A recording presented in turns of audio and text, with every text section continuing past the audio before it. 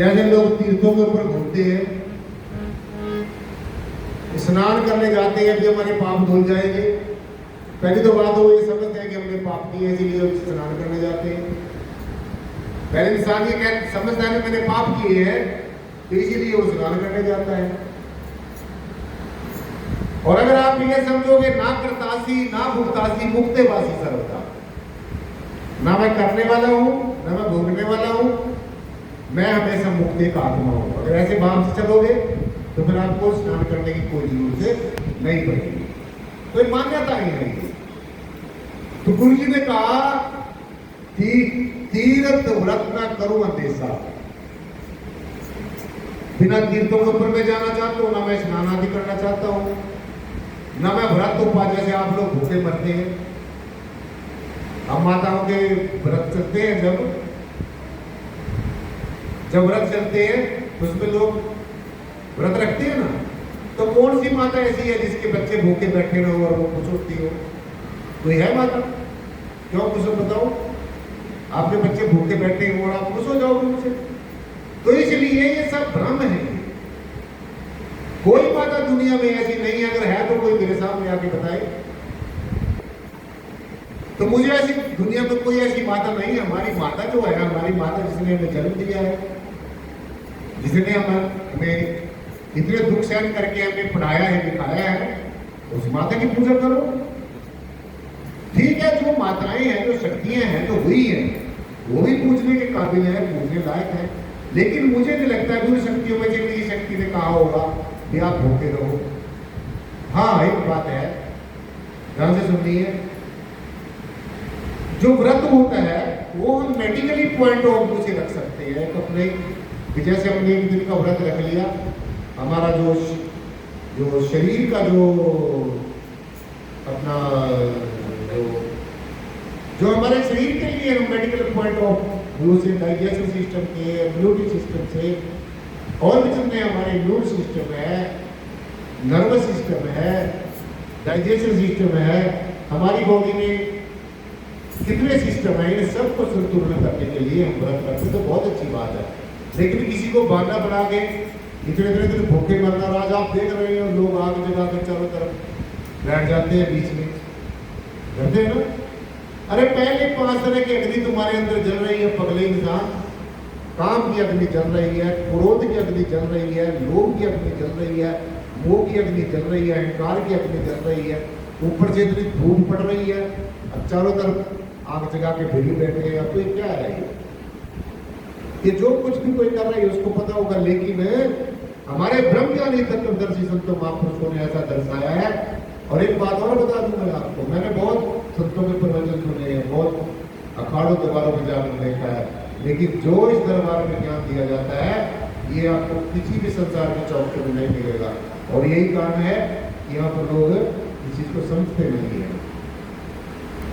तो इसलिए तीर्थ व्रत ना करो, जैसा गुरु जी कहते हैं, मैं कोई तीर्थों व्रतों को नहीं करना चाहता, व्रत उपवास नहीं करना चाहता, सिर्फ अपने सदगुरु भगवान के पावन श्री चरणों का ध्यान करके मैं परमेश्वर की भक्ति करना चाहता हूँ।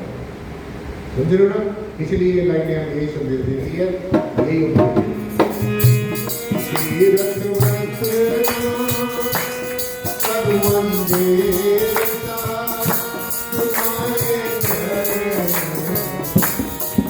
भरोसा तीरथ बसना करुण सेना तुम्हारे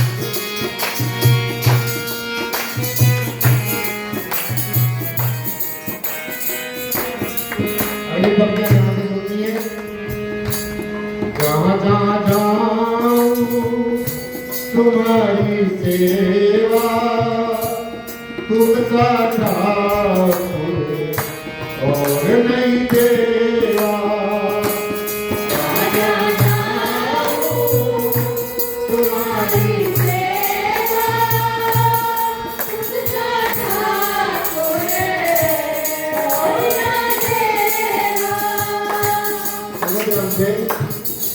हम लोग ये कहते हैं परमात्मा सब जगह है, तो सब जगह है, यहाँ पर भी होगा, और अगर यहाँ नहीं है तो फिर कहीं भी नहीं है। तो इसलिए सब चीजों को यहीं पर ही देखना है।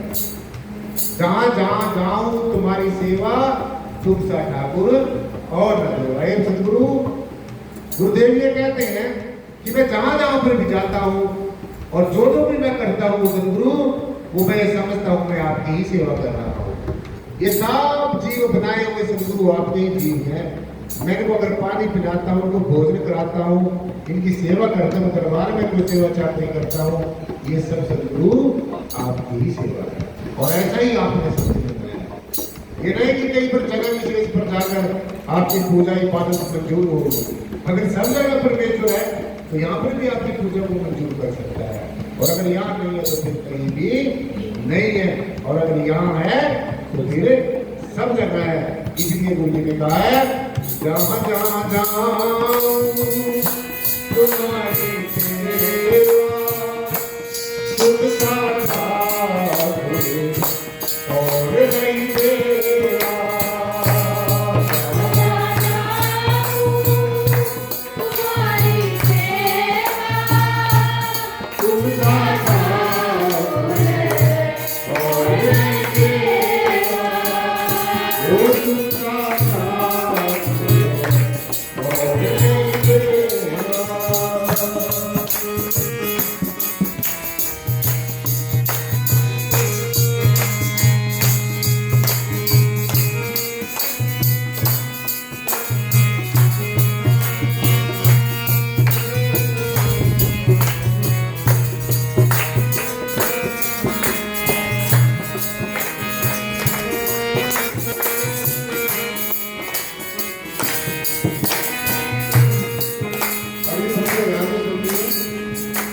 गुरु जी कहते हैं मैं अपना मन हरि से जोड़ो, हरि से जोड़े सबन से तोड़ो। ये कर सकते हैं आप ये काम कर सकते हैं तो फिर परमेश्वर से मिलने की इच्छा क्यों करते हो? परमात्मा का दर्शन करने के लिए, परमेश्वर का रूबरू दर्शन दीदार करने के लिए, हमेशा हमेशा परमेश्वर के साथ दोस्ती बनाकर रखने के लिए, परमेश्वर हमें स्वीकार कर ले, हम परमात्मा को स्वीकार कर ले, ऐसा सब बनने के लिए ये शर्त है। और कौन सी शर्त है? मैं अपना मन हरि से जोड़ो, हरि से जोड़े सबन से तोड़ो। हे प्रभु, हे परमेश्वर के साक्षात प्रतिनिधि सदगुरु, अब मैंने सब कुछ देख लिया है। ये दुनिया के रिश्ते नाते, ये सगे संबंधी, ये सब स्वार्थ के दोस्त हैं। जब तक किसी का स्वार्थ पूरा होता है तब तक मैं और तू मेरा है, मैं तेरा हूं। और जब स्वार्थ पूरा हो जाता है फिर मैं कौन और तू कौन, सब बार बार कर जाते हैं। कर जाते हैं ना? क्यों सीताराम जी? नहीं करते? कर जाते हैं। सो इसलिए जब हमें पहले ही पता है ये चीज, सदगुरु हमें पुकार पुकार कर कह रहा है, संत हमें पुकार पुकार कर कह रहे हैं, तो फिर तुम इसके काल की माया में क्यों भागते हो? सो अगर आप इस जन्म मरण के चक्कर से मुक्त होना चाहते हैं, अगर आप परमेश्वर के साम्राज्य में प्रवेश होने के काबिल बनना चाहते हैं, अगर आप मेरे बिना परमेश्वर के साम्राज्य में प्रवेश करने के काबिल बनना चाहते हैं, तो आपको मेरी बात को मानना पड़ेगा। जो मैं आपको कह रहा हूं उसको मानना पड़ेगा, क्योंकि मैं परमेश्वर का बेटा हूं। बाइबल में ये बात कही है, तो आप भी, हम सभी परमेश्वर के बेटे हैं। तो भगवान यीशु ही परमेश्वर का बेटा नहीं था, आप भी परमेश्वर के बेटे बेटी हैं। लेकिन भगवान यीशु ने अपने आप को पहचान लिया अच्छी तरीके से, इतने दुख संकट अपने ऊपर सहन किए, लेकिन फिर भी अपने मन में जीवों के प्रति करुणा रखी, दया रखी, अपने शरीर के ऊपर कितने कष्ट सहन किए। इसलिए शासक जी सदगुरु इतना दयालु होता है, कृपालु होता है, अनेकों आपके कमाए गए कर्मों का भार अपने सिर पर ले लेता है, और तुम लोग बिल्कुल भी फिर भी कदम नहीं करते। तुम्हारा दुख दूर हो गया, यहाँ से भाग जाएंगे। अब देखो लोग भाग गए यहाँ से, अब देखो कितने गिने चुने लोग बैठे हैं। तुम्हारे में से भी मेरे ख्याल में मतलब प्रस्त बैठे होंगे यहाँ पर, जो इच्छाओं की डंडी बांध के बैठे होंगे, मेरा ये हो जाए, मेरा ये हो जाए, मेरे मकान बन जाए, मेरी दुकान बन जाए, मेरी संतान हो जाए, मेरी संतान सुखी हो जाए। अरे पगले इंसान, ये सब कुछ हो सकता है। अगर तू सदगुरु का हो गया तो तेरा सदगुरु हमेशा के लिए हो जाएगा, लेकिन तू हो नहीं सकेगा, तो फिर उसी दफ्तर की तरफ भागेगा जहां से तुम्हें सदगुरु निकाल के लेके आया है। तो इसलिए इस संसार के जन्म मरण के चक्कर से छुटकारा पाने के लिए, इस आवागमन से छुटकारा पाने के लिए, इस संसार के आकर्षण और आसक्ति से छुटकारा पाने के लिए, निजात पाने के लिए, इसको तिलांजलि देने के लिए ये काम आपको करना ही पड़ेगा। अब नहीं करोगे भाई, फिर करना पड़ेगा, फिर पेपर ये कंपार्टमेंट पड़ी रहेगी, सप्लीमेंट्री फिर आती रहेगी, तो ये तो पेपर पास करने की कैटेगरी नहीं मिल सकती, मुक्ति नहीं मिल सकती, ये अवस्था नहीं मिल सकती, ये अक्षय आदमी का आनंद नहीं मिल सकता, ये हमेशा पैसे के लिए छुटकारा नहीं मिल सकता।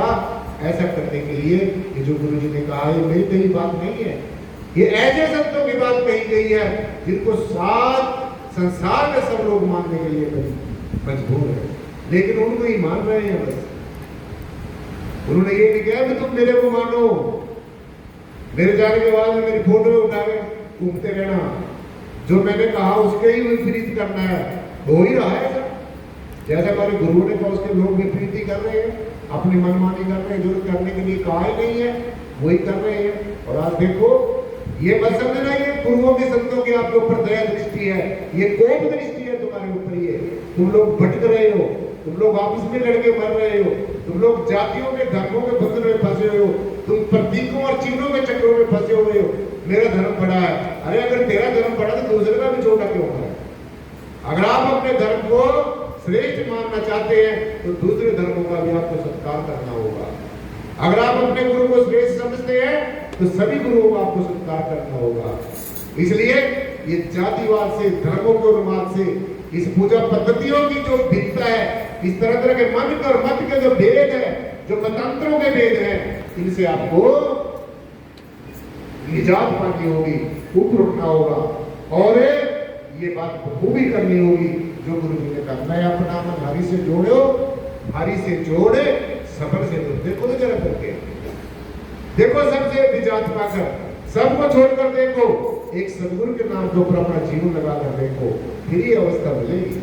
ऐसा नहीं है कि थोड़ी देर यहाँ पर गीत गाए उसके बाद अपना घर भाग गए, घर जाकर फिर वही अपने घर के चक्कर में फंसे गए। ये कोई भक्ति वक्ति नहीं है।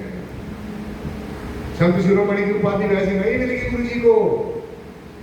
बहुत कुछ देखा जाता है। देखो समय के ठेकेदारों ने गुरु जी को कितना जमा जमा के देखा ना, तो पास हुआ ना, तो पास हुआ को मजबूरी में कहना पड़ी ये बात, लेकिन उस समय तो किसी ने माना ना। तो अभी तो कर रहे हो नहीं, अभी भी वो कर रहे हो जो करने के लिए गुरु जी ने मना किया था। इसलिए ये बात समझनी है, ये बाहर की जो बाहरमुखी बातें इनमें नहीं फंसना है। मैं अपना मन हरि से जोड़ो, हरि से जोड़ सबन से तोड़ो।